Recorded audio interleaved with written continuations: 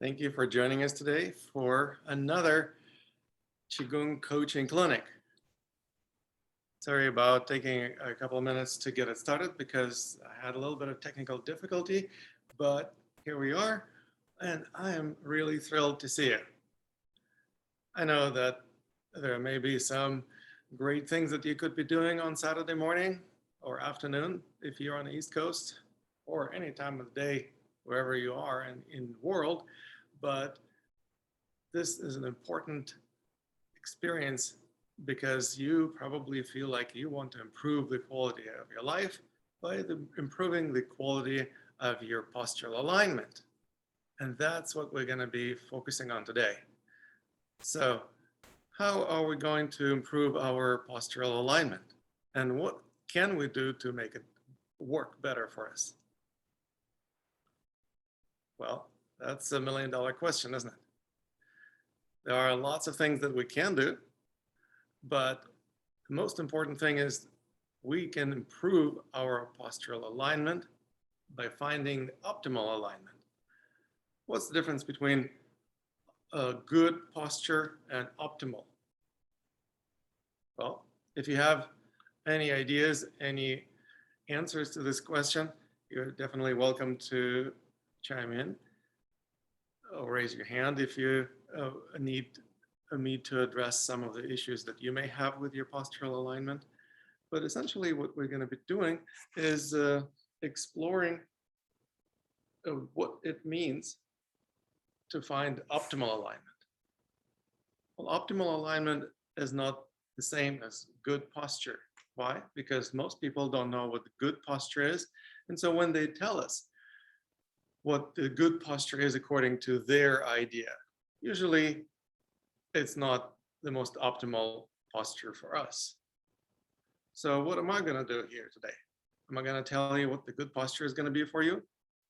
No, I'm going to help you discover the optimal alignment for yourself.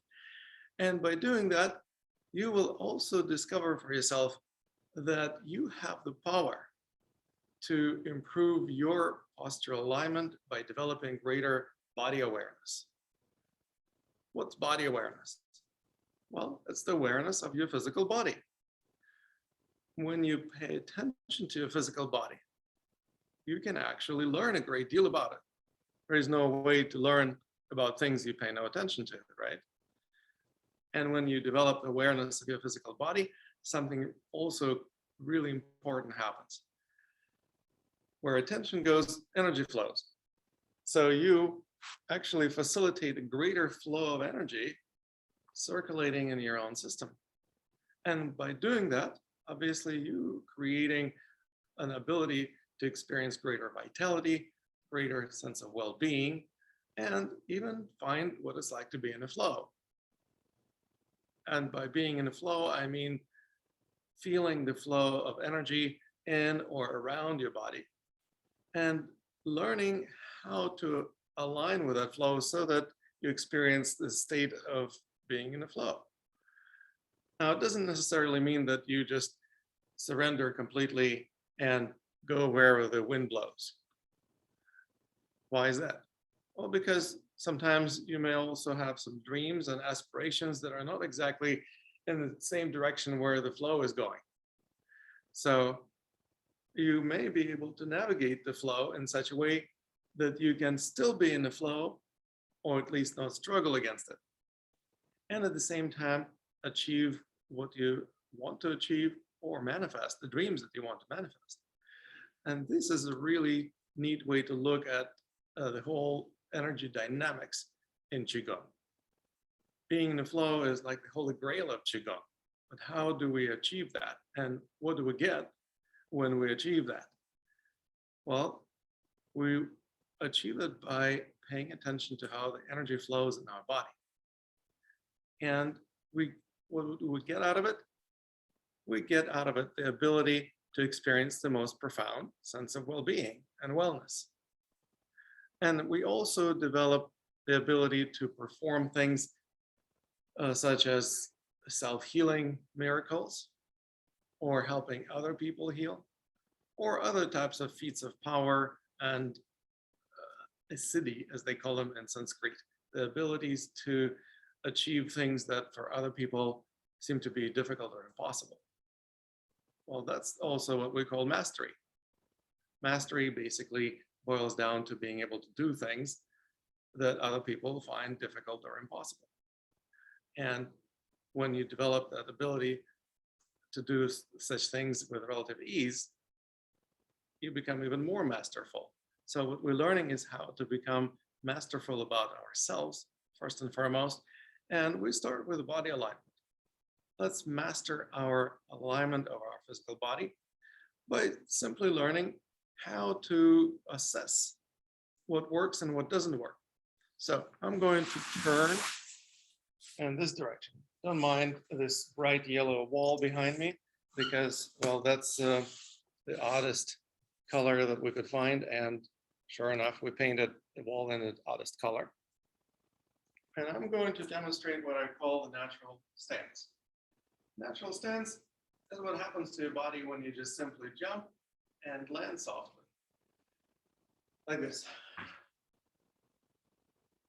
It doesn't have to be a very high jump.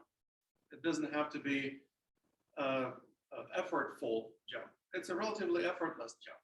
To make this jump even more effortless, I suggest using the power of your arms to help your legs. Just like this. So your arms begin the movement upwards and kind of create an uplifting movement that helps you take off. The direction of the palms also makes a difference. Just to humor me, you can try taking off by turning the palms downwards. The center of the palm is a major energy point or gateway in the body called La Gong. La Gong points are beaming energy from the center of the palm perpendicular to the surface. So if you are turning the palms upwards, does it make it easier to take off or jump? It certainly does. When you turn the palms downwards, it makes it a little bit harder, and also landing becomes a little bit harsher. It feels a little heavier almost. So this is an anatomical position of arms, but I'm not going to tell you that you have to stand or walk around with your palms perfectly this way, because it may feel uncomfortable or just weird. And we need to learn to find out what works best for you. Ideally, you would have a practice partner who would help you by testing. And what we're testing for is maximum stability or ability to withstand pressure. So the testing would literally consist of somebody pushing you or trying to push you. When someone tries to push you and you are not easily pushed over, that is a pretty clear indication that you are stable. When somebody pushes you with the same strength or the same level of pressure and that you can easily get pushed over, well, then it's not a sign of strength, it's a sign of weakness or instability. So we learn how to recognize that stability or instability often depend on how we align different parts of the body, including those parts of the body that don't seem to affect our stability. For example, our arms and hands. It seems counterintuitive that just turning the palms this way makes you stand stronger. Don't take me on my word. Try it, test it, experiment with it so that you find out for yourself if that's true. I don't want you to just get indoctrinated by me. I'm not a cult leader. I don't want to just download the information into your brains. I want you to experience it firsthand on your own skin, so to speak. So ask somebody to serve as your practice partner. And once we're done doing our clinic, obviously you may have some friends, relatives, neighbors, kids. So you can ask them to push you. But they need to push you with a very specific type of push so that they wouldn't be using force. They would be using power to push. How do you tap into power so that you don't have to use force? Well, it's actually a lot easier than it seems. For most people, the idea of pushing consists of just shoving with the hand while standing more or less static. What I'm talking about is actually touching the surface that you're trying to push, for example, a person's body, and then lifting the front foot. That's right. It's the foot that's already carrying a little bit more than 50% of your weight. It's a weight-bearing foot. However, you can still lift it like this. When you lift the foot, you no longer have support on that side of your body. So you will start falling in that direction. And the gravity will do all the work. That means that you do not have to use physical force to push. You just simply lift the foot and your hand will lean onto the body of the person you are testing. Well, obviously, if somebody is testing you, they will be leaning onto your body. And it will be a repeatable, duplicable test that is done with the same level of pressure because the gravity is doing all the work and the G-force stays more or less the same. That makes this test much more reliable than the stereotypical muscle testing that some of you may be familiar with. And it also doesn't isolate any particular muscle, it actually works on the whole body. We want to be able to test the stability and balance of the entire structure. So what we do is we simply test by applying this testing push that has no force behind it, pure power. As a matter of fact, it's a very profound philosophical, I would even say ontological consideration. By learning how to push with power rather than force, you can learn or you can teach your friends or practice partners how to become powerful rather than forceful. Now, that's a pretty powerful way to be.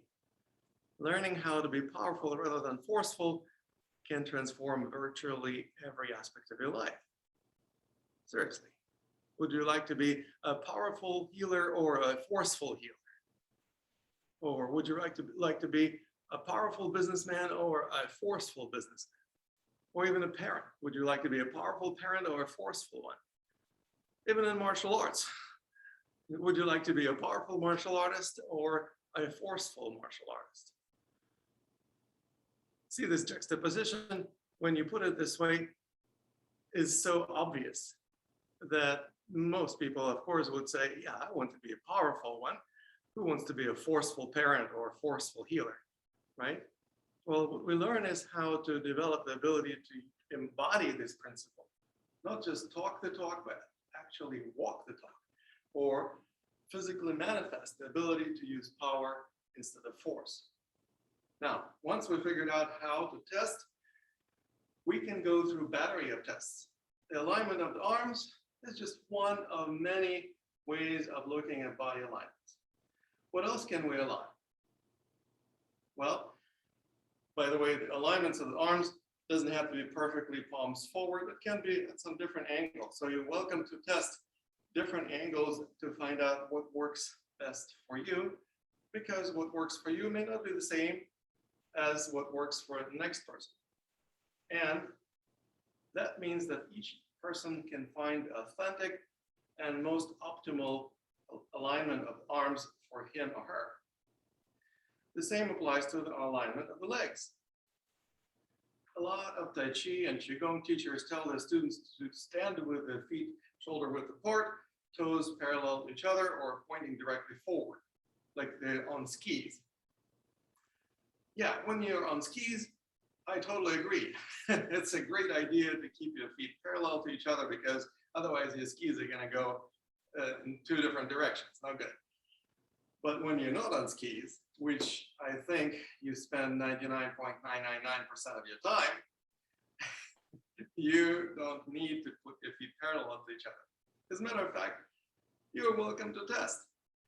Again, the same push test can be used also to check whether or not standing with the feet parallel to each other or at some different angle would be more beneficial. So I don't want to rule out the possibility that for somebody somewhere on the outskirts of this galaxy, it may actually work best. For most human beings, it doesn't. Why? Because it forces the distribution of weight on the lateral sides of the feet, on the outside, on the outer edges of the feet. Why does that happen?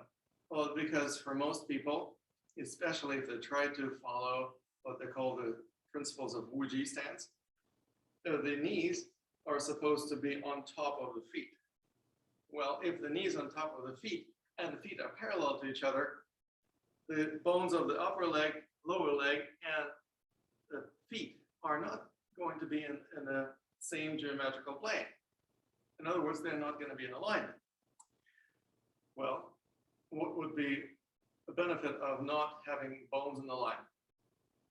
I honestly don't see any, because when the bones are not in alignment, they can't perform their function very well.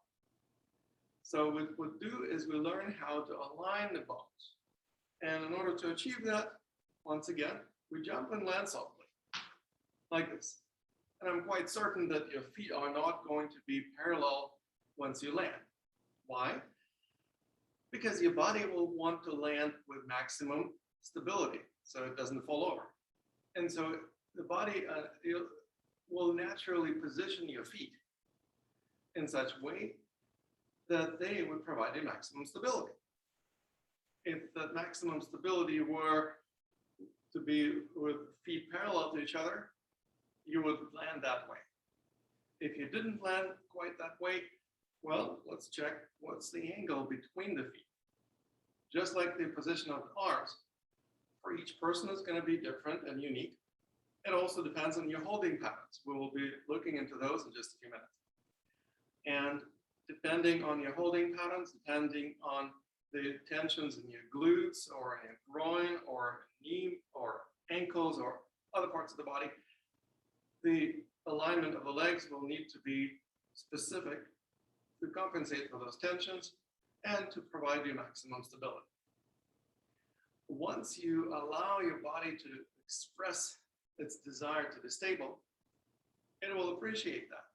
You often will feel, oh my God, it's a lot easier to breathe. You may have a sigh of relief or start yawning. And guess what? Yawning and sighing are perfectly okay. It's the sign that your body is relaxing. Why is your body relaxing? Because your central nervous system recognizes it doesn't have to send so many signals of contraction to your skeletal muscles. And when the central nervous system becomes less agitated and sends fewer signals of contraction to your muscles throughout the body, that includes your breathing muscle, your diaphragm. When your diaphragm doesn't receive so many signals of contraction, what does it do? It relaxes. And that is exactly why you would have a sigh of relief, or at least notice how your breathing becomes deeper and smoother. That is the gauge of how well you resonate with something. If you don't have a practice partner, if you don't have somebody to test you by pushing you, you can still experience some degree of self-assessment. You may not be able to assess yourself as perfectly as you would be able to with the help of another person, because it's going to be more subjective, obviously.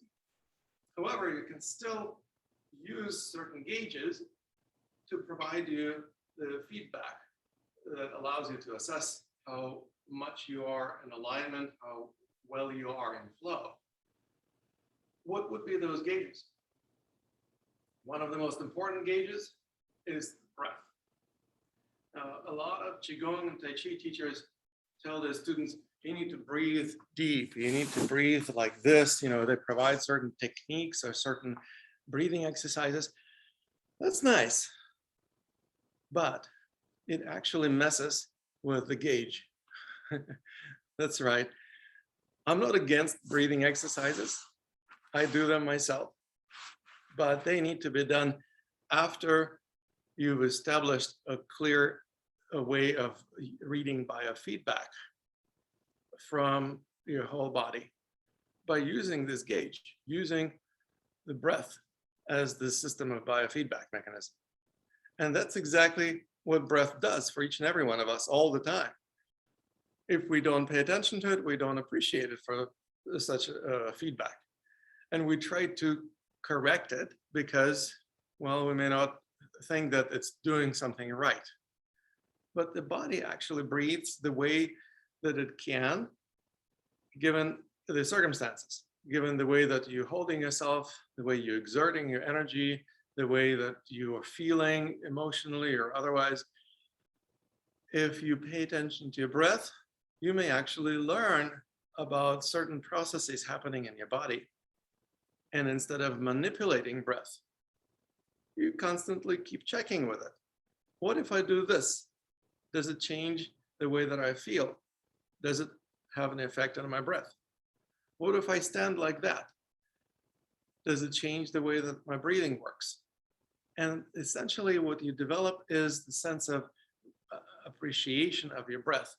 And instead of meditating on counting your breaths or breathing for this length of time, breathing in, for holding the breath, breathing out, that's really not what I would recommend. What I would recommend is developing the awareness of how you breathe, and then noticing the ease of breathing that happens when you are in the flow or when you are experiencing more optimal alignment of your body, more optimal performance, more optimal mental states. In other words, the breathing is going to tell you a lot about yourself that perhaps you wouldn't know otherwise. Now, that's really brilliant, isn't it?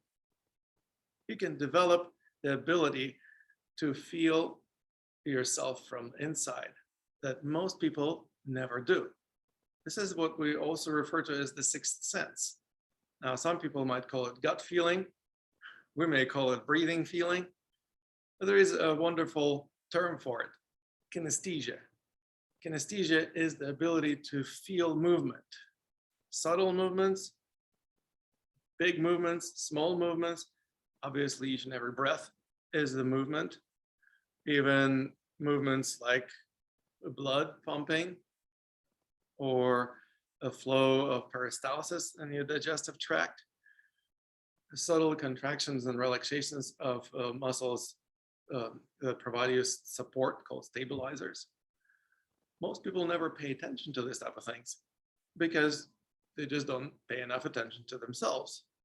So in a sense, what we're learning is how to develop this quality of attention that most people never experience in their lives, especially in the context of modern lifestyle, where it's often considered rude or just not conscientious to pay attention to yourself. It's almost like, oh no, you don't want to become a narcissist. And I say, this is not the way to become a narcissist. This is the way to become conscious of yourself. And developing self-awareness gives you self-knowledge. There's only one way to gain knowledge of anything, is by paying attention to that which you want to know about. If you want to know about yourself, which is basically the primary objective of most schools of personal and spiritual development, as far as I know, well, you need to pay attention to yourself. And by paying attention to yourself, you also facilitate that massive circulation of energy within your own system that we just mentioned a few minutes ago. So I'm going to be switching gears a little bit and exploring holding patterns that I promised to explore in my email announcement. But before we do that, let me ask you if anyone has any questions, comments. Feel free to raise your hand. In order to raise your hand, you simply go to participants, I think. Let's see, how do you raise your hand? I think you go to either participants or more. There must be a way to raise your hand. If anyone knows how to raise your hand, please raise your hand. If no one knows how to raise your hand, well, then I guess nobody will have any questions. Lama, this is Elena. You just go to participants and it's very clear. There's an icon with the raised hand and the words beside it say raise hand. Thank you, Elena. Okay. That's wonderful. Thank you so much. I can't see it because as a presenter, I don't have the option to raise my own hand. So I clicked on participants and I'm like, where's the raised hand? I know that it's supposed to be here. I don't see it for some reason. Yeah, it's So, a blue hand on the left, and it says excellent. raise hand right beside it. Thank you so much. You're welcome. Yeah, so this is how we raise the hand. Oh, I see Jacqueline raise the hand. So feel free to unmute yourself and speak up. Jackie, feel free to unmute yourself and speak up. Still can't hear you. I don't know why I can't hear you. No, you're still muted. Jackie, you're still muted. On the left bottom corner of the screen, there is a mute button. No, it still doesn't do it. Weird. I don't know how to make it work for you, Jackie. There's obviously a lot of issues. Well, I see Brenda raised her hand. Yes. That's if you go on the bottom of your screen where participants is, it's under reactions. Slide your cursor over to reactions, and that's where you'll find the raised hands, the heart, the clap, all of those functions. Right. Where it says next to record, there's a word that says reactions. And if Excellent. you click on that, you'll see all the different things you can do. Thumbs up. Very, very nice. Thank you There's so the much. answer. Okay. Now, do you have any question for me in regard to optimal alignment of the body or anything else that we're talking about? No, I'm good with that. I love the practice. Thank you. Oh, thank you, Brenda. I see Lucinda raised a hand. Feel free to unmute yourself, Lucinda. Hi, I've just arrived. Could you tell me how long you've been running, please, and what I've missed? We started about an hour ago, and it's all recorded, so not to worry. I will also send out an email with a link to the recording of it. It's going to be either on my YouTube channel or Facebook or both. Thank you so much. But if you have any questions in regard to your own breathing or practices of Qigong, breathing, meditation, Tai Chi, or anything related, feel free to ask me. I'm happy to answer any questions. Well, I have a question always about, I've just bought a book called Breathing Cure, The Breathing Cure, by somebody called Patrick McKeown. A huge, great book, very, very interesting, based on the Boutenko breathing, sort of broadly speaking. You know what I'm talking about? I'm not familiar with the book, but I know about breathing. Yeah, good. Okay, well, of course you do. What I'm really interested in is to quieten my breathing gently, you know, not in a forced way, so that my mind can begin to quieten down. Ah, that's the question of the chicken or the egg. Exactly. So what comes first, the quiet breathing or quiet mind? Well, I solved the question of the chicken and the egg a long time ago by recognizing that before even birds evolved, the reptiles were laying eggs. So guess what? The eggs are coming first and the chickens come second. The same about breath versus state of mind. So if you are in a stressed or worried state of mind, the breath will reflect that. If you are in a peaceful or focused state of mind, the breath will reflect that too. Breath is like a biofeedback mechanism. Now, of course, we can mess with the mechanism. It's just like driving a car and looking at the speedometer to check how fast you're going. And then you realize, oh no, I shouldn't be going more than 50 miles an hour or 100 kilometers an hour or whatever speed you're supposed to be traveling below. And you're like, well, where's my screwdriver? And you start adjusting the speedometer so that it will show you the speed that you should be traveling at. Now, that's what people end up doing when they try to mess with a biofeedback mechanism called breathing. They basically are trying to affect the mind through breath. Now, I don't want to say that there is no back and forth communication between the systems. Of course there is. Is it easier? Well, for some people it may be easier, so they use the body-mind approach. In Tibetan medicine, it's by and large considered stereotypical or standard operating procedure that the mental processes are the root cause of most of our health issues. So what we do then is we address the mental state first in order to try to quiet the breathing, in order to quiet the mind. We actually go straight to the cause, quiet the mind, and then check with the breathing. Did it work? So in a sense, it's a more direct and at the same time also more elegant approach, because we're not trying to force the body to do something right. Let me explain. If your body is stifled or less than, if your breathing is stifled, it's because of the tension. Now, if the mind is still irritated and sends the signals of contraction to the muscles that caused the stifled breathing in the first place, but then you try to correct the breathing so that it would be right. Well, you can achieve that, but you have to counteract that tension with something. What would you use to counteract that tension with?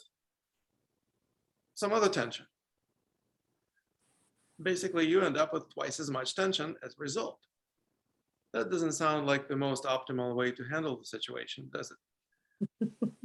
There is no signal of relaxation that central nervous system can send to the muscles, so you cannot counteract it with relaxation. Some people would say, oh, I just send a signal of relaxation. Sorry, there is no such physiological process. There is no signal of relaxation. There are only more signals of contraction or fewer signals of contraction.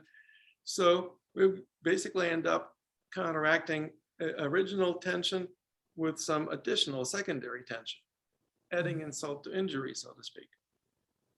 That's one of the reasons why so many people in China and other countries where some folks are really gung-ho about doing Qigong according to what the masters told them. They take it religiously, I guess. They end up with what they call Qi deviations. It's a very prevalent issue among Qigong practitioners in those parts of the world because they're doing exactly that. They are trying to counteract the issue that they had with breathing by correcting the breathing, but the only way they achieve that is actually by tensing up more or forcing the breath to do what they think is right. And how much do we really know what's right? We only know this little about what we really get to know about ourselves, right? It's like what we know about ourselves and life and the world around us is probably fair to say that's like a tip of the iceberg as compared to what we don't know about ourselves or life. If that's true, then we don't really know that much. And trying to impose our assumed ideas of what is right on the body sometimes may work, but sometimes may not work. Rather than taking this nebulous and often faulty approach, we actually learn how to let the body do its thing, and we communicate with the body by using this biofeedback mechanism that we call breathing. Does it make sense to you, Lucinda? Absolutely, yes, I'm right with you. Thank you. You're so welcome. All right.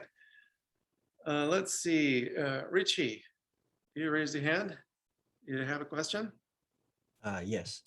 Thank you again, Lama Tantrapa, for holding this container and sharing all of this information. Absolutely. My question is related specifically to the natural stance. Before there was the standing jump, are there any recommendations or ideas as far as a natural seated posture or a way to be in a chair in a more natural way without maybe jumping out of the chair or something? Thank you. Yes, absolutely. That's a really good question. And I appreciate you brought it up because most of us right now are seating. And unfortunately, sedentary lifestyle is ubiquitous in modern way of living, isn't it? So how do we develop a more appropriate or more optimal way to sit? Well, first of all, let's figure out how to sit down.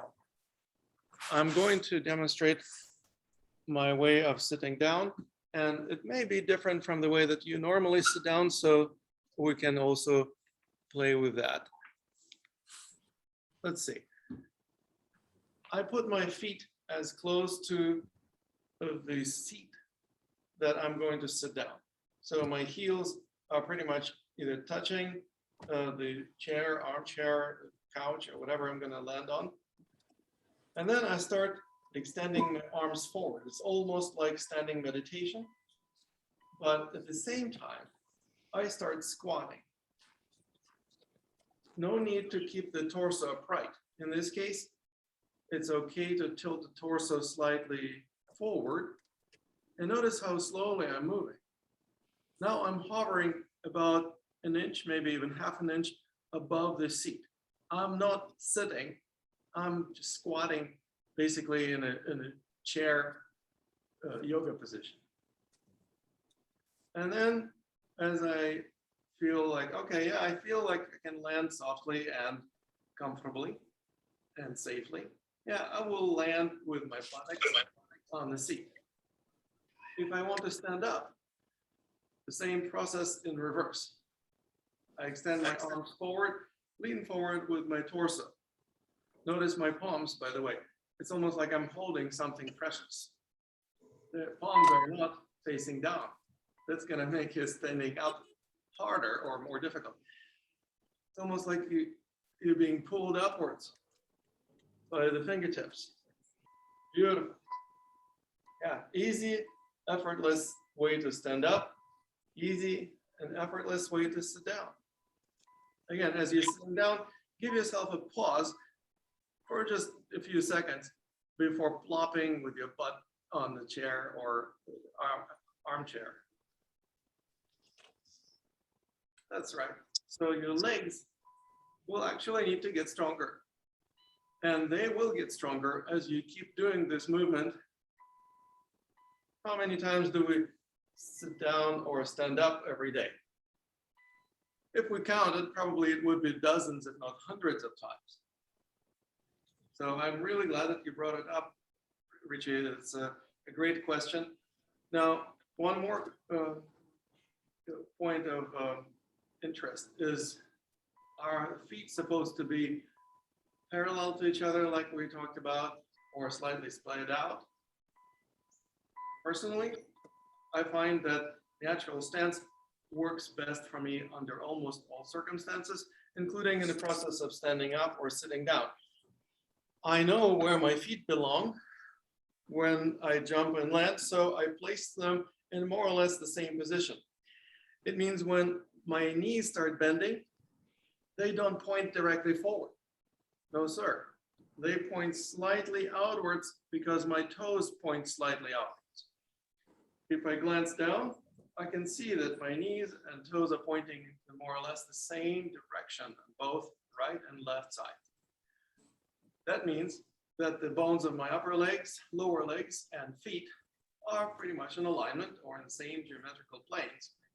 They are not the same for the right leg and for the left leg, but that's okay. They are going to be in alignment, and then that means that the joints are not going to be compromised. The muscles will not have to compensate for structural misalignment of the bones. That means that muscle do only what they need to do in order to perform this maneuver. And that means they're not overtaxed. They're relatively comfortable. And the last but not the least consideration is, how far back do you want to land with your butt? I suggest learning how to land on the edge of your chair first, because you will not need to lean as much forward with your torso. If you want to land further back in the chair or armchair, you will have to lean forward a lot further so that the butt sticks out further back. Now, landing on the edge of the seat is also going to keep you in a better, more streamlined alignment in general. So basically, there are a lot of pros and very few cons to being on the edge of your seat. Now, there is an English expression that something or someone keeps you on the edge of your seat. What does it mean? Any ideas? People are engaged or riveted. Yeah, can you speak up a little bit, Richie? Yes, edge of the seat usually means people are engaged or riveted. They're very much following or captivated by the experience. Yes, they're paying attention. And that's exactly what we're learning. We're learning how to develop greater attentiveness. There is the principle of mindfulness that we want to also exercise in our lives, don't we? A lot of people talk about mindfulness these days. It's a big buzzword. But how do we develop it? Well, this is one of the easiest ways to develop it. Be on the edge of your seat most of the time. If you are on the edge of your seat, you are paying attention. If you are really slumbered and relaxed, yeah, you're kind of not really paying attention. Would you want to attend my webinar if I'm like this? It would probably be like, what is this guy doing? He's too relaxed. He's about to fall asleep. I don't want to fall asleep on you. I want to help you awake too. And how do I help you awaken? By being the role model of being awake. So I have to be on the edge of my seat and help you become on the edge of your seat, paying attention, being mindful, developing greater awareness of your body, greater awareness of energy, and eventually becoming more in the flow. Did I answer your question, Richie? Yes, it did. Thank you again. Great, thank you. Fantastic, very good questions. I appreciate them. And let's see how we can take a look at some of the holding patterns, because there are holding patterns that all of us have. As long as you have a personality, you have some holding pattern. Basically, holding patterns are physical manifestations of your personality. Or it would be even more fair to say the physical manifestations of your identity. Now, what's the difference between identity and personality? Well, personality comes from the word persona. And that actually is based on, believe it or not, ancient Greek theater, where the actors apparently were not very good actors. So they couldn't really portray their emotions that well. So they would wear masks. You know, they would wear smiling masks if it was a comedy and give the viewers the clue that it's time to laugh. Or they would wear a sad mask if it was a tragedy. Well, unfortunately, we continue wearing these masks nowadays, even though we're not actors in ancient Greek theater.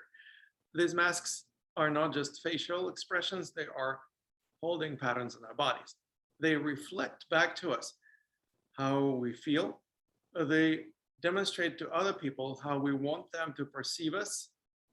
And the expression, the body language expression of who you are is basically so ingrained in your identity, you identify with it. You basically feel like this is who I am. So if somebody said, well, have you ever considered wearing your arms at a different angle? Instead of this way, for example, maybe that way. And you'd be like, oh, this is really weird. I don't feel like doing this because I've never done it. Well, if you haven't done something, it doesn't mean that you should try. As a matter of fact, we all have done this. What do I mean by that? When we were children, we were all feeling much more natural in our bodies. Like, look at any child that's just learning how to walk, and maybe just 1 or 2 year old.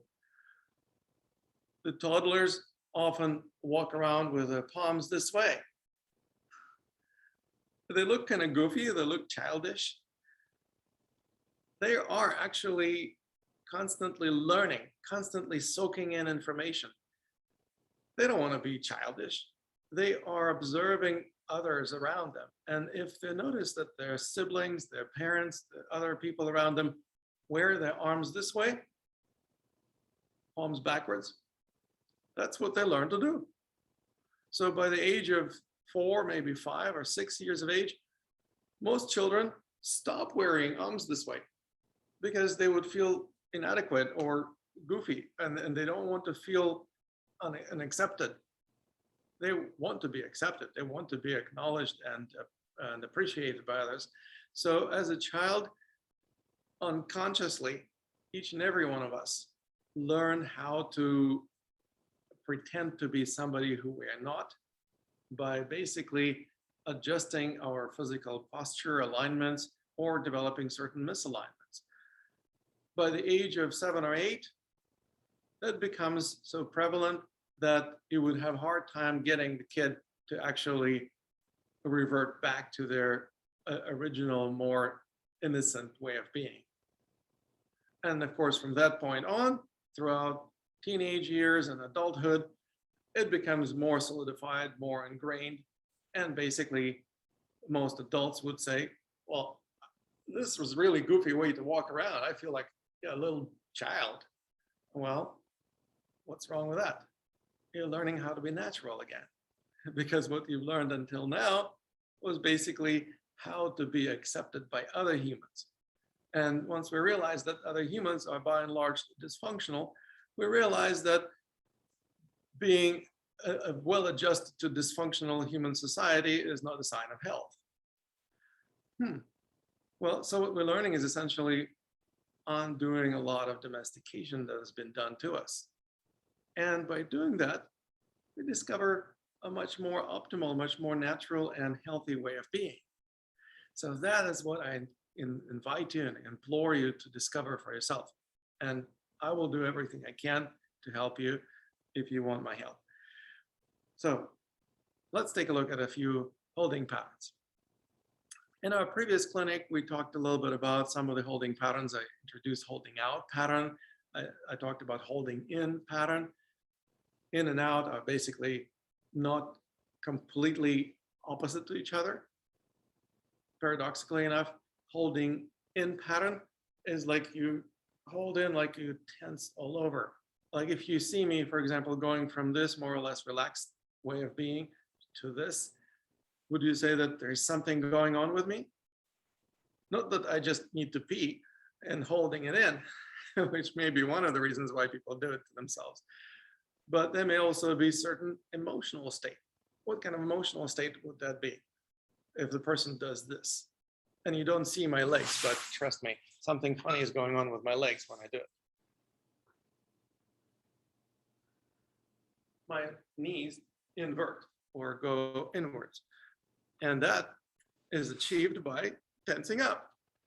Tensing up not only the groin muscles that turn the knees in, the distribution of weight also shifts towards the medial edges of the feet, which obviously creates tension on the peroneus muscles on the lateral sides of the lower legs. There's going to be tension in the muscle that most people don't know much about. This is an abdominis muscle called Transversus Abdominis. Now, it sounds very similar to its brother, Rectus Abdominis, but they go in two different directions. Rectus Abdominis goes up and down, connecting the sternum to the pubic bone. Transversus Abdominis goes along the belt line. And it is the core muscle, unlike the Rectus Abdominis, which is not a core muscle. So whenever somebody says, well, you need to work on your core, you need to train your abs, well, you probably need to ask them, which exactly abs are you talking about? Transversus abdominis or rectus abdominis? Most people confuse those two. So they think that the rectus abdominis is a core muscle, which it isn't. Transversus abdominis is the core muscle, and it often will be tense. The rectus abdominis can become tense too when you're holding in. Where else are you going to have tension? Well, trapezius, especially upper traps. It's like that muscle that kind of lifts your shoulders up towards the ears. Yes, exactly like that. That often becomes so ingrained or so stereotypical that the person has really hard time dropping their shoulders because there is chronic tension. Have you ever met anyone like that? Well, it's associated with a state of fear. It may be unconscious fear, so the person would not even say what they're afraid of if you ask them. They may even say, well, I'm not afraid of anything. What makes you think I'm afraid? And you may say, well, you look kind of freaked out. Oh no, I'm really cool. Well, that's not the way people are usually cool. But what we do is we learn how to recognize that in other people first. And then we turn the tables on ourselves. We literally start noticing, where am I doing it to myself? Isn't it kind of interesting? It's easier to notice all these idiosyncrasies in other people and point the finger at them and say, oh, look at that guy. He looks like he's freaked out. Or look at that girl. She looks like she's really cool. Well, that's fine. We learn how to recognize these holding patterns in others. And then we need to actually start paying attention to ourselves, noticing this or similar holding patterns within our own bodies. Once we develop the ability to notice these holding patterns within ourselves, something really amazing is going to happen. You will be conscious of that which used to be unconscious. All of these holding patterns, by and large, are completely unconscious in most people. Who in the right mind would hold tension consciously like this? Because it makes it really hard to breathe. It makes it really hard to function. If you're an athlete, your athletic performances will suck. If you are a martial artist, you probably will be too afraid to even engage in any kind of martial arts. If you're a parent, you probably are giving your children a really terrible role model of how to be. Basically, there are no pros, very many cons and very few pros in being this way. It's not completely without pros, because sometimes you can use these holding patterns as survival mechanisms. As a matter of fact, perhaps some of these holding patterns developed in our childhood or maybe teenage years as survival mechanisms. They allowed us to survive. Maybe you were bullied at school, for example, and you wanted to become a really small target so that you wouldn't be so easily noticed by the bullies. Well, yeah, it makes sense. Then you want to shrink, you want to become tiny, you want to be invisible. And that is one of the reasons why people end up with a holding in pattern. Basically, it became so prevalent as a state of mind that it became habituated. That fear or that attempt to become small target. So if you are in a situation where you need to become a small target, say in the war, maybe it's okay to become a small target temporarily. Just don't get stuck in this perspective. Being stuck in fear, there's nothing glorious about it. And no war has ever been won by those who were stuck in a holding pattern like this. However, it may allow you to survive under some circumstances. Great. Once you survived, it doesn't mean that you should be that way for the rest of your life.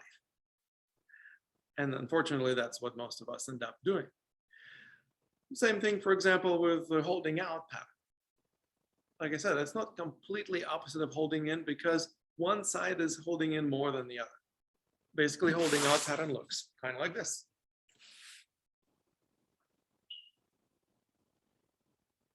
I'm kind of striking a pose. Any teenager knows how to strike a pose. As teenagers, we probably learn how to be like this, kind of cool and maybe even expressing some degree of independence, and maybe not buying into some bullshit that has been shoved down our throats. We may even want to be like a little aloof or maybe skeptical of things. So this is a perfect expression of skepticism. You strike a pose like this, and you immediately telegraph to other people that you are not necessarily buying whatever stuff they're offering to you. Now, I know this because, for example, I communicate with hundreds of people who I invite to become my coaching clients. Not everyone becomes my coaching client. How do I know ahead of time whether or not the person is going to say yay or nay to working with me? One of the telltales is this: the person strikes a pose. Yeah, that's kind of cool what you're talking about, but I don't know, maybe I need to think about it. Well, if a person tells me that they need to think about it, that usually means that they're gonna just simply say they're not gonna do it. Not that they really think through, because if they think through it, they would realize that what I'm offering to them is like a life-saving service. But not everybody is ready to commit to saving their own life or to improve the quality of their life. So I can often detect that the person is in that kind of non-committal state of mind when they're striking a pose, holding out, shifting more weight on one foot, less weight on the other foot. Now, if that is done in the context of a conversation or some other similar dynamics where you basically express your independence and want to stay kind of cool and maybe aloof, that's understandable. Just don't get stuck in that perspective. You may be able to express your independence momentarily, but you don't have to be constantly stuck in that way of proving to everyone that you are independent and you are really cool and you are trying to blaze your own trail, because it gets old. Not only it gets old to other people to see you that way, but it also makes your body old, because it takes a lot of energy to be that way. And what we do is we realize that holding patterns are not really a great way to be all the time. We can use them under some circumstances. We can use them as tools, but don't just get stuck with one tool, because it's, as they say, if the only tool you have is a hammer, you'll treat everything as a nail. So you basically will be reacting to everything that life has to offer to you in the same habitual manner. And what we're learning is how to become much broader in our responses to life and be more open to what life has to offer. This opening to life happens when we discover that we don't have to be in the same way, in the same state of mind, and the same holding pattern all the time. And by experimenting with different holding patterns, you give yourself permission to shift from one to another. So in a sense, experimenting with holding patterns actually enables your body to learn that there are more ways to be than one habitual one. So what other holding patterns do we know? Well, there are many secondary holding patterns, the ones that may be mixing, let's say holding forth and holding up, or holding in and holding down, or various other combinations. But the primary holding patterns basically are 6: up, down, back and forth, in and out. Simple.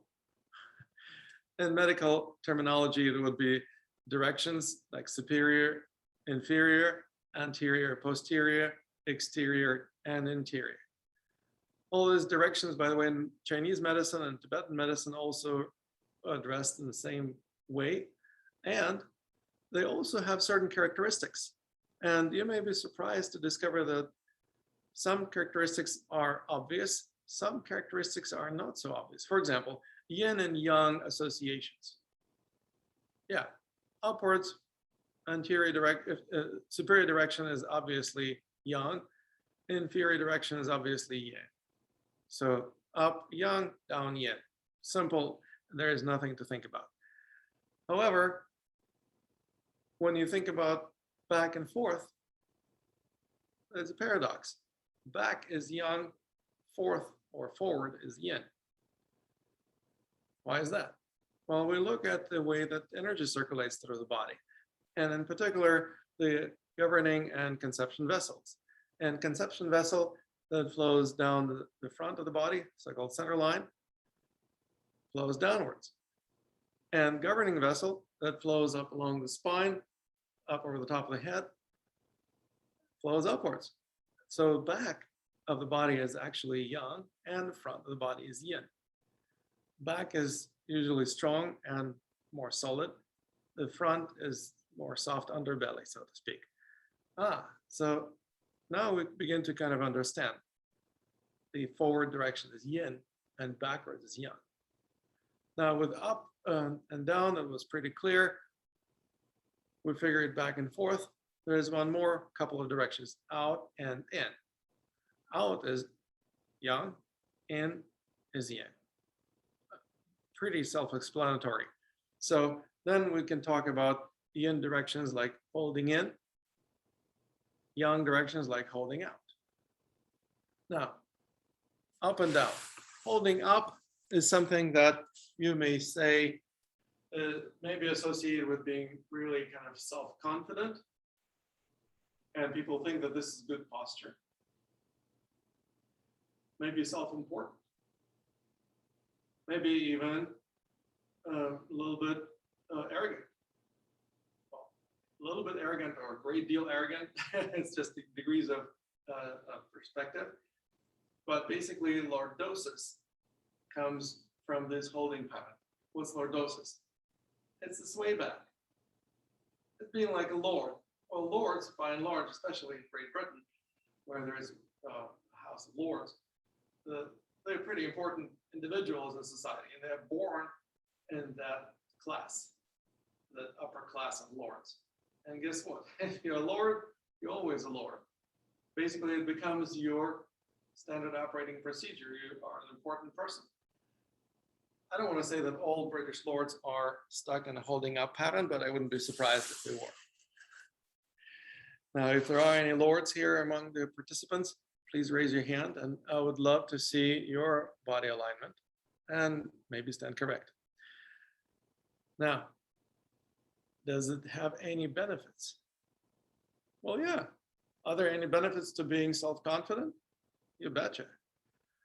Of course, self-confidence on the verge of arrogance may also come with a lot of negatives, right? Nobody wants to deal with the arrogant prick. So basically, there are pros and cons to everything. And holding up pattern may also help you achieve certain things. For example, lifting things up. If you hold up, it's a lot easier to lift things because your spine is not going to break. What's an alternative? Well, holding down is the reversal of holding up. It's kind of like being kind of slouched and hanging the head low. Pelvis also is tucked in such a way they call it tucking tailbone. A terrible suggestion that a lot of Tai Chi teachers give to their students. Tucking the tailbone will mess you up. And if you tuck the tailbone and try to lift something, you're probably going to hurt yourself. That's one of the main reasons why people have lower back pain.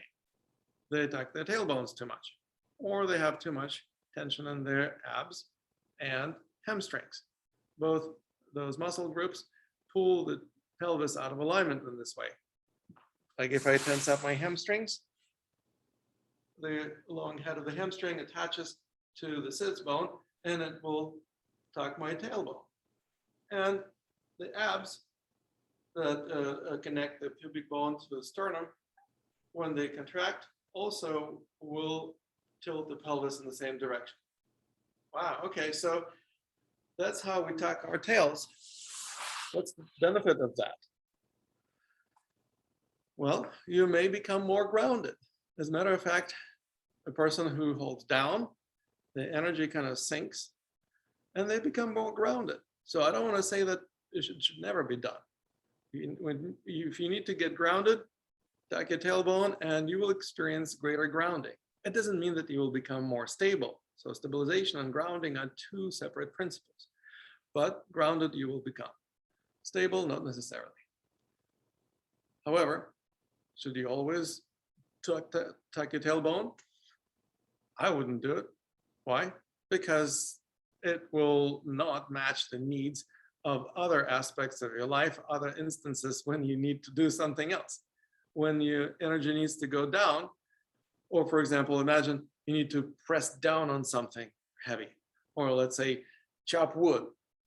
Yeah, okay. When you're chopping wood, holding down would make sense because that's where your energy needs to go down. So to project energy in that direction, holding down would serve you well. But as soon as you stop chopping wood or pressing downwards, please snap out of it. because getting stuck in that holding down is going to mess with many other parts of your life. It will cause lower back pain. It will cause difficulty breathing because, well, how easy is it to breathe when the abs are tense and you're slouched? It will cause the pain in the neck, that proverbial pain in the neck that other people often put fingers at others and say, oh, he is a pain in my neck. Well, in most cases, it's not somebody doing it to you, you are doing it to yourself. And we also learned that we can shift from holding up to holding down. And when we do this, something really interesting happens. At a certain instance, we get into neutral. So let me demonstrate. I am going to hold up for a moment. Like being really proud, you know, like the Marines.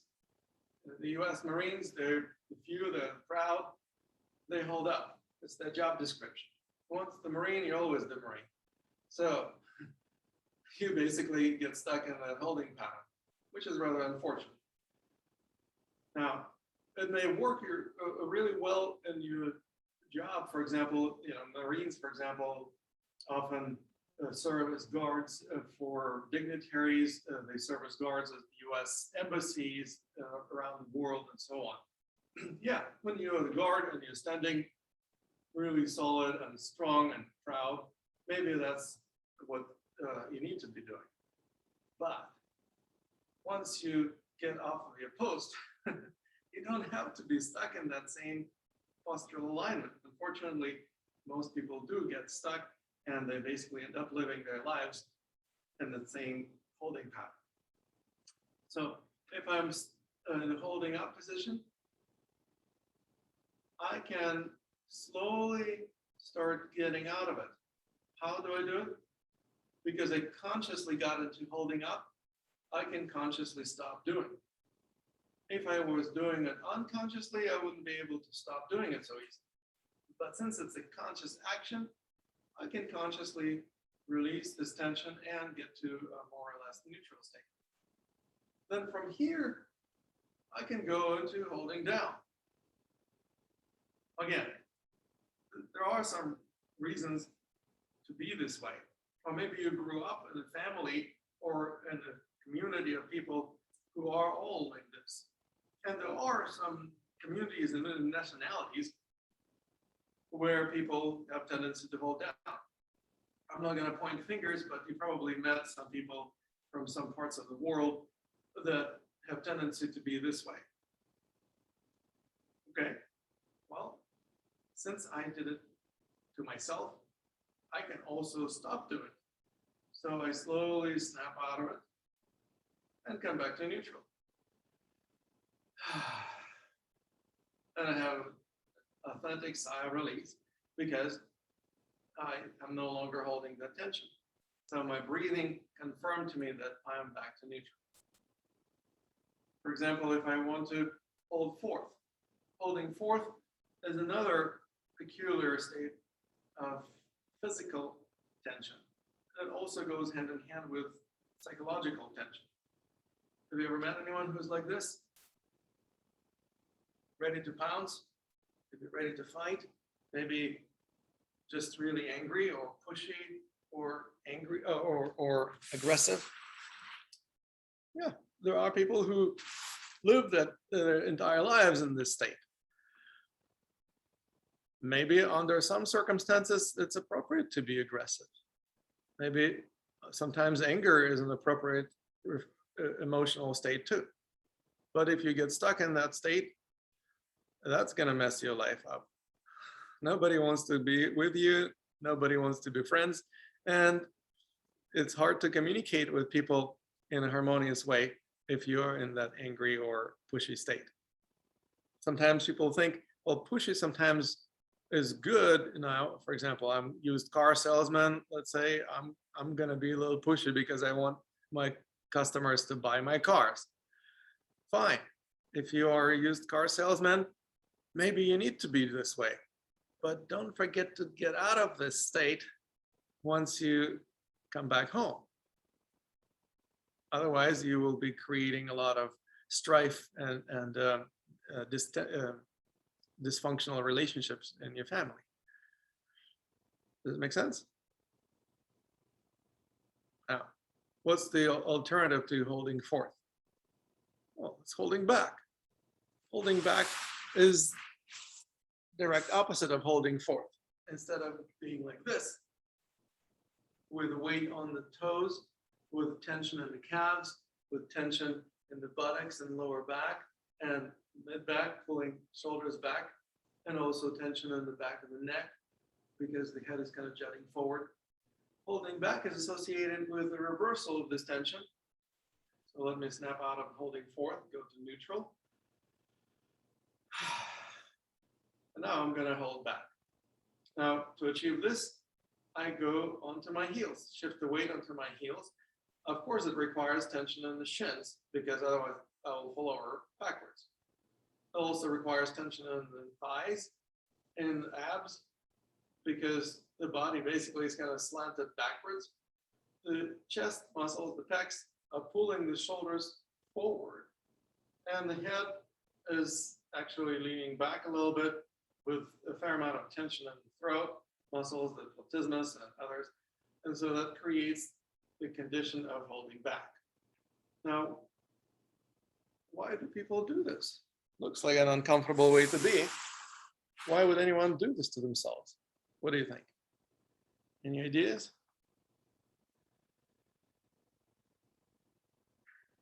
Holding back is something that people do when they don't want to engage in certain interaction, or they don't want to take advantage of certain opportunity because they may think that this is not a beneficial opportunity for them.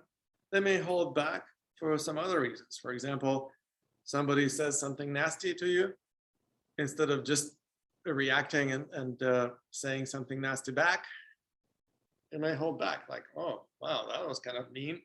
All right. So in other words, there is certain judgment associated with holding back.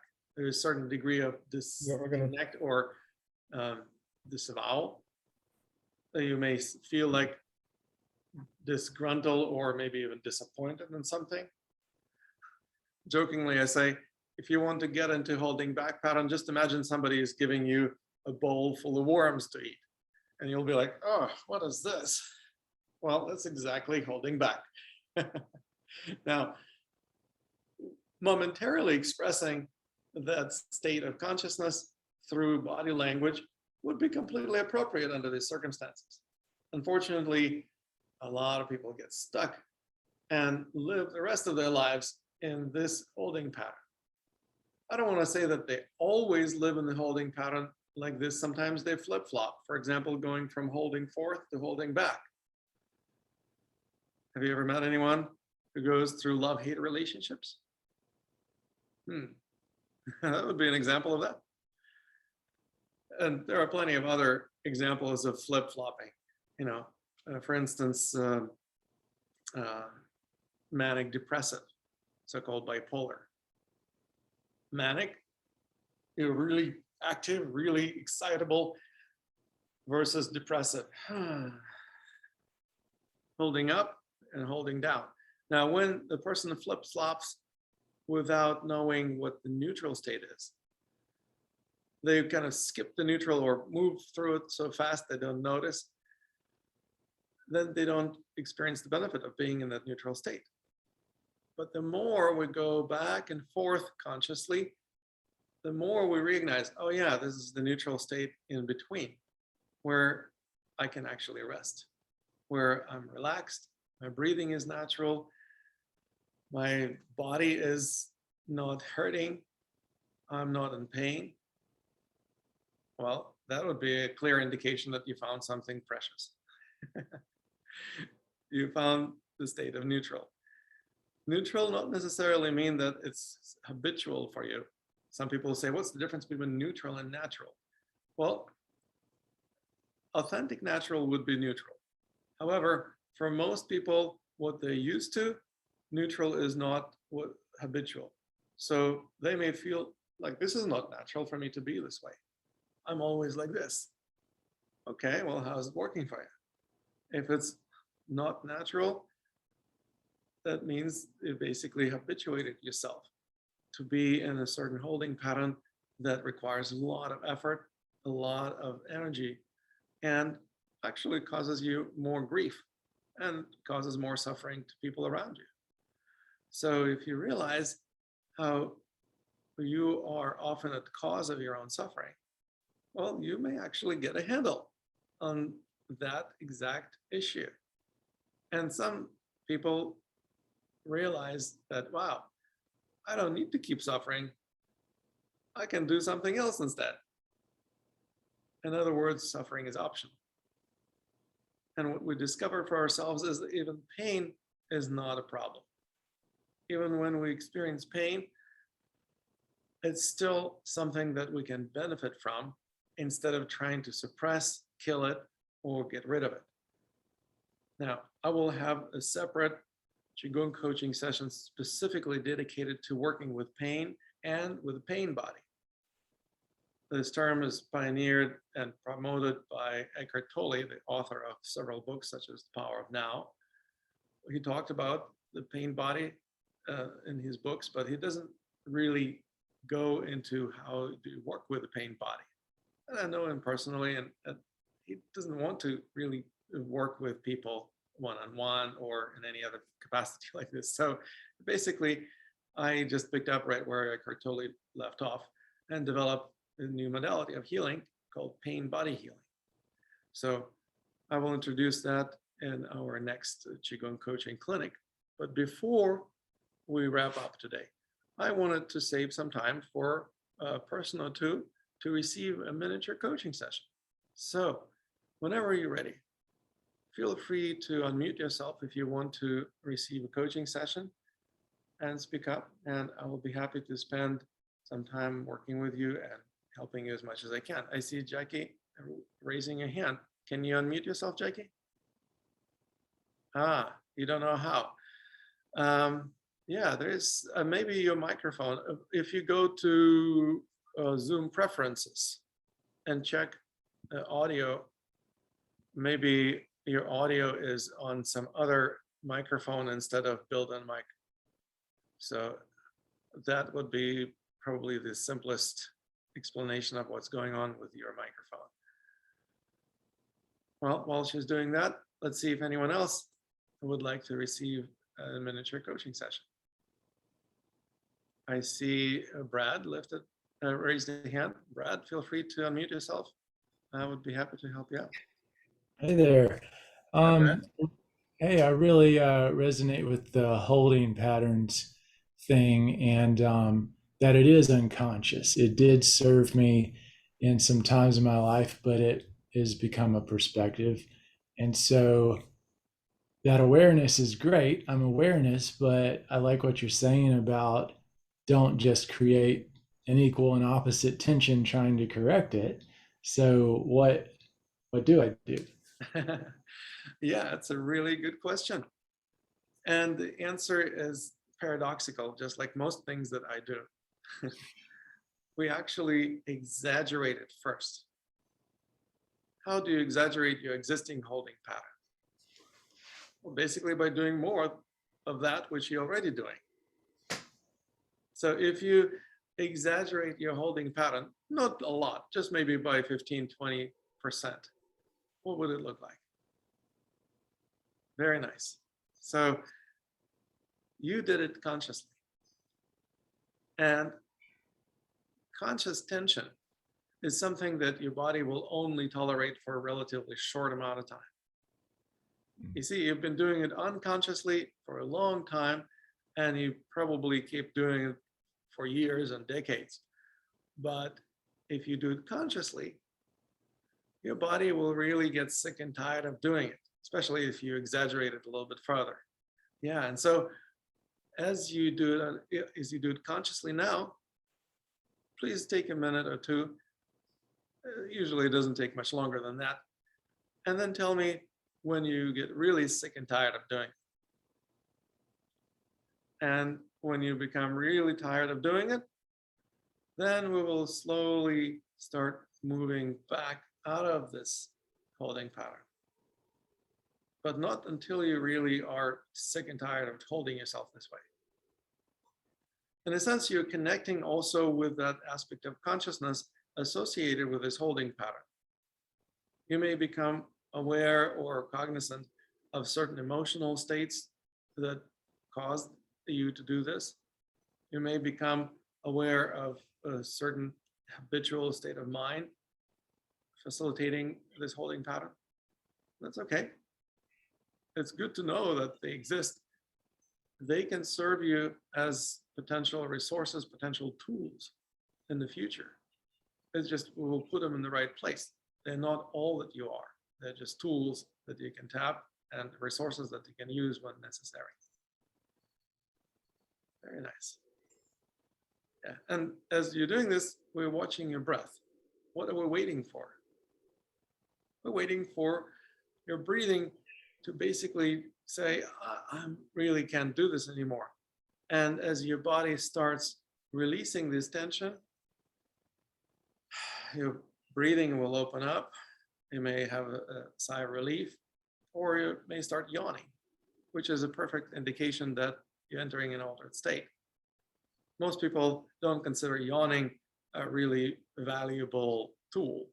It's not like a breathing technique for most people, but actually is a fantastic breathing technique that begins with contraction of the muscles on the inhalation and then relaxation as you exhale.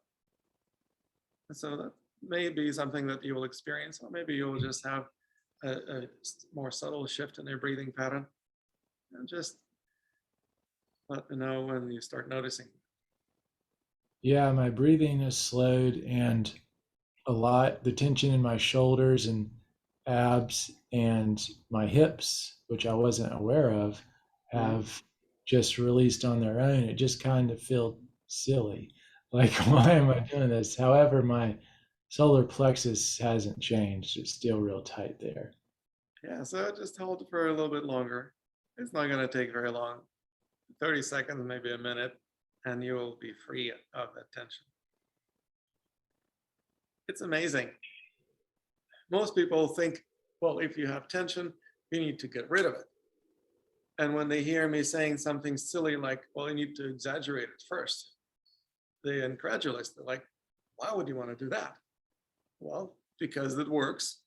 I've been doing this work for over 30 years, and this is how I've helped thousands of people, literally. Thousands of people have released their tensions and became much freer in their bodies and their minds.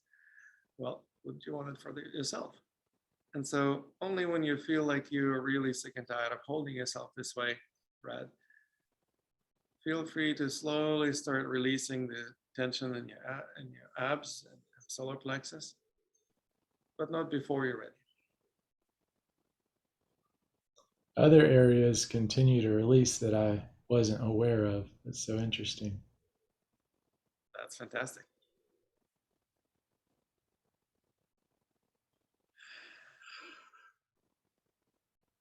Yeah, you look like you're entering a slightly altered state. I don't know, maybe even your eyes will start watering. So if that's happening, that's normal. I feel like tears in my face, like. That's what I mean. It's easy to get into emotional state associated with the holding pattern because you're basically exaggerating the bodily expression that goes hand in hand with an emotional state. And so, like we were talking about the chicken out of the egg, yeah, the body can affect emotions and mental states. We try to use the mental states first in most cases, but in this case, we started with the body, totally fine. And it may actually affect some emotional release. There's nothing wrong with that.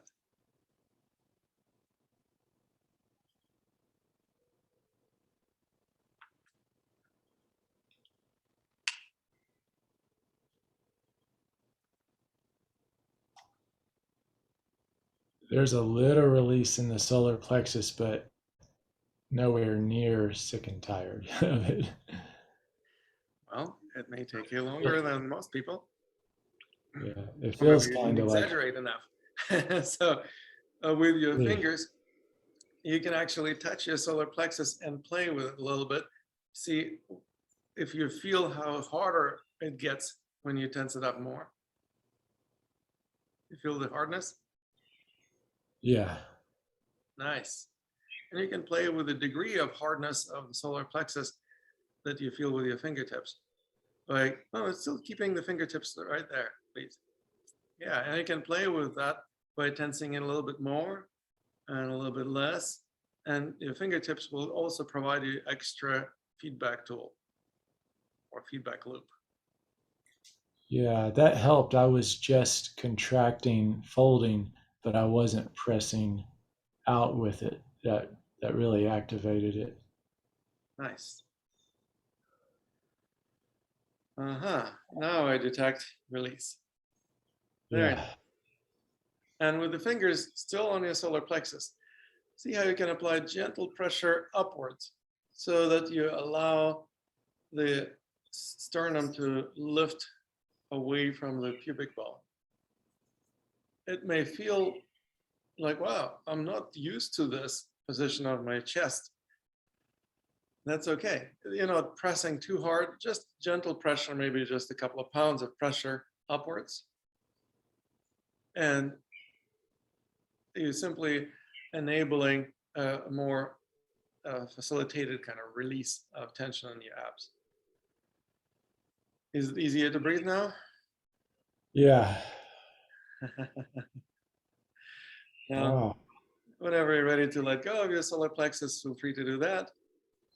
And yeah, you can also play with your shoulders just to check if there is any residual tension in your shoulders.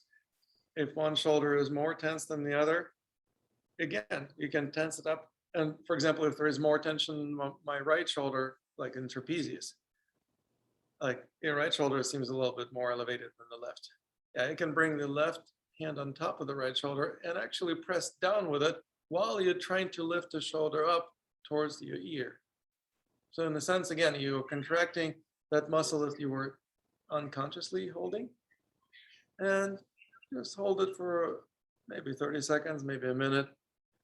Again, doing it consciously will make you feel really sick and tired of holding this tension. And you will be ready to let it go. But don't let it go until you're really ready to. So in a sense, what we're doing is we're kind of speeding up the process of recognition of what we're doing to ourselves, and also recognition that it's not really beneficial for me anymore.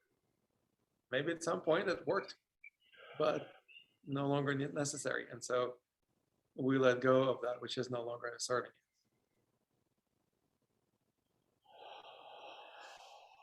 you. That's it. Wow. Nice. Yeah. Again, tension is frozen movement. When tension subsides or thaws out, so to speak, often movement will erupt. The part of the body will feel like moving spontaneously or dancing even. And you just allow the shoulders and other parts of the body to express their freedom through movement. Oh, wow. Fantastic. Now that's the yawn that I was talking about. Yeah. Often people are self-conscious about yawning. For whatever reason, they have to apologize for yawning like they're doing something wrong, or covering their mouths, or even clenching their jaws, like pretending they don't have to yawn, giving themselves TMJ, of course. Yeah, yawning is an awesome meditative breath also, because in the moment of yawn, there is a certain point in time when your mind can think. You literally flip the switch, like press the reset button in your mind. Did you notice that there was a certain moment in time your mind just can't think, goes blank? Perfect. Yeah. That is an excellent meditative state that a lot of meditators would kill for, metaphorically perhaps. A lot of meditators spend tremendous amount of time trying to get into this state. You know, I know plenty of people who meditate for hours, maybe 1 or 2 or even longer hours every day. They don't get into meditative state in the beginning of a meditation session. No, they're usually lucky if they get into it by the end of the meditation session, and then it's over. What we do is we use this breathing technique called yawning to press the reset button in the mind and get into that meditative state without any ado, without sitting for hours. It's so simple and easy, it's almost illegal. Wonderful. Well, how do you feel, Brad? Wow, it's amazing. It's all the spots we isolated. It's more than that.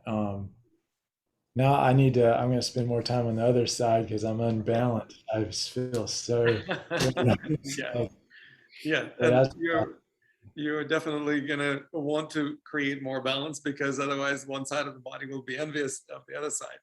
yeah. Yeah, and if you need my help with that, you and anyone else attending our event today, I invite you to book a complimentary coaching session. Of course, some of you have already worked with me, so please don't abuse me. I do offer a complimentary coaching session to those of you who have not worked with me yet. And I would be happy to offer you an opportunity to receive a session with me at no charge. I normally charge $250 per session. It's going to be a gift from me to you, just for participating in our events, for paying attention to what I'm teaching, and improving the quality of your life. Now I see Marcy Lindquist. You either put a check mark or wanted to raise your hand. I'm not sure which Yes. one. Feel free to Yes. unmute yourself and speak up. Yes. Am I unmuted? Yes, you're unmuted. However, I can't see you. Okay. Feel free to turn the video on so I can see it. I don't know how to do that. On the bottom left corner, are you on a computer or? Oh, I see. Oh, there you go. Okay. Yes. Good to see you, Marcy. I have two questions. Shoot. One question is, can you describe the out holding pattern? Yes, I can. It begins usually with the uneven distribution of weight between the right and the left foot. Huh. And whichever foot is pointing more forward is more capable of carrying your weight. The foot that is more splayed out is less capable. That's the principle of stabilization. If you want to stabilize yourself, bring your center line in alignment with the toes of the weight-bearing foot, and you will become much more stable. It's just like ice skating, for example. And trust me, I know a bit about ice skating, and I also worked with ice skaters of world-class. Two of my coaching clients are actually world champions in ice skating. And so when you align your center line with a weight-bearing foot, imagine you're on a skate. You will be very stable, even though you're balancing on this thin blade of metal. Now, if you turn your center line away from that skate or away from the weight-bearing foot, it will become exceedingly hard to maintain stability. But you may actually orient your center line towards the opposite foot at the same time. And so then your weight will naturally shift towards the opposite foot. So whichever foot is in alignment or in more alignment with the center line will be more capable of carrying your weight. Therefore, you will have uneven distribution of weight. Fine. Now, what happens to the hips? Well, the weight-bearing foot is also associated with a higher hip. So when you shift the weight on one side, on one leg, that respective hip will hike up. Almost always. If one hip is higher than the other, the pelvis is not level. Obviously, the pelvis is tilted away from the weight-bearing side. The sacrum, which is part of the pelvis, is tilted too. But since the sacrum is also the foundation of the spine, the lumbar spine will be tilted in the same direction, away from the weight-bearing foot. But you would fall over sideways if your entire spine was slanted like that. So your body compensates by tilting thoracic spine towards the weight-bearing foot, basically contracting the muscles obliques and QLs on the weight-bearing side and raising the opposite shoulder. So the non-weight-bearing side shoulder often will be higher, often will be tension and or pain in the deltoids on the non-weight-bearing side. The trapezius may also be more tense, and the neck often will try to bring the head into a more or less vertical position, although sometimes overcompensating, basically creating more of a scoliotic S-curve. Wow. Did I describe it sufficiently in detail? Thank you very much. You're welcome. My second question relates to a good friend who wakes up multiple times during the night with severe cramping in his calves and feet. Mhm. And is there a sleeping position or something that you think might be really off? Yes. Well, what I do when I sleep is actually something really simple. I tuck the sheet or the blanket under my heels in such a way that the feet are kind of slightly extended up. Dorsiflex. So basically they're pointing more upwards. The toes are not pointing away from the knees, they're actually more upwards.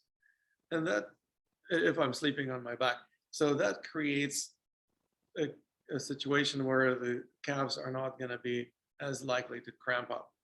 Another thing that also helps a great deal is to put a pillow or a bolster under the knees. The anatomical position of the knees ideally would be slightly bent. Not a lot, but not straight locked position of the knees either. And when sleeping on a flat mattress, obviously knees would tend to straighten up completely. But if your friend puts a pillow or a bolster under the knees to kind of just slightly bend them and leave them that way, that will also help. Is the pillow between the knees? No, under the knee. Between Under the knees. knee. Under the knee. Yes.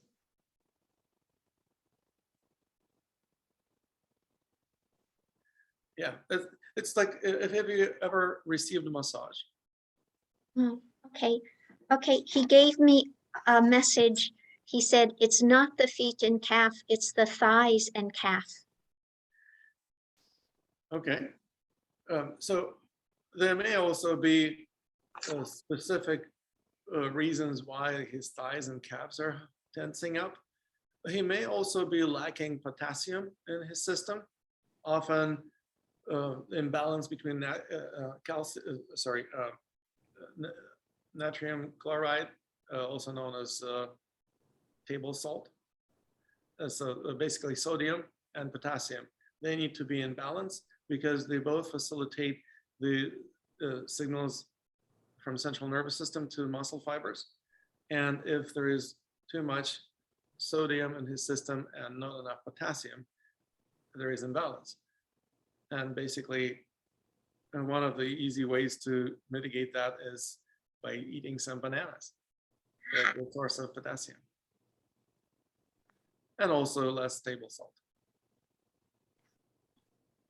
Thank you. Thank you. Absolutely. Yeah, and if your friend needs my help, feel free to tell him that he is welcome to contact me directly. As a matter of fact, here in the chat, I'm gonna give you guys a link to a website where you can just book an appointment with me for free. Like I said, it's a gift that I wanted to offer to you because I appreciate your interest in my work. I want to be of help to you. And also many people who received a complimentary session say, well, that was awesome, I want more.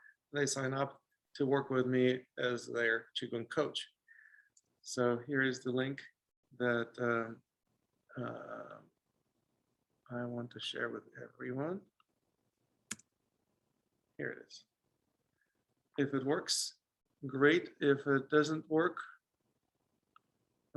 maybe it needs to be HTTP in front. I don't know. Let's try this. Oh, now it works. Great. Thank you so much, Marcy. Do you have any questions, or did I answer your questions? Yes, I appreciate very much. You're so welcome.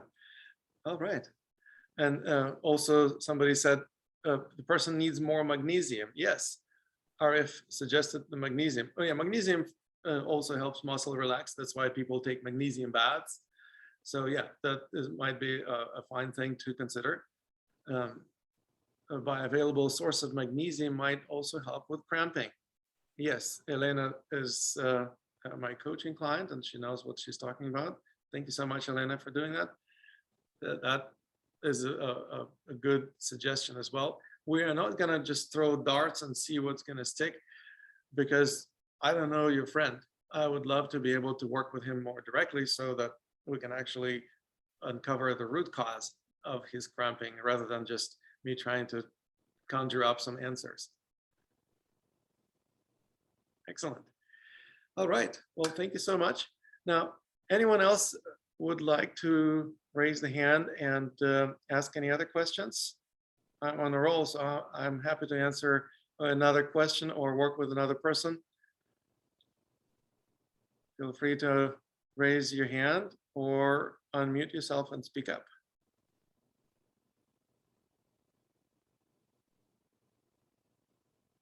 Well, if there are no more questions, that's perfectly fine.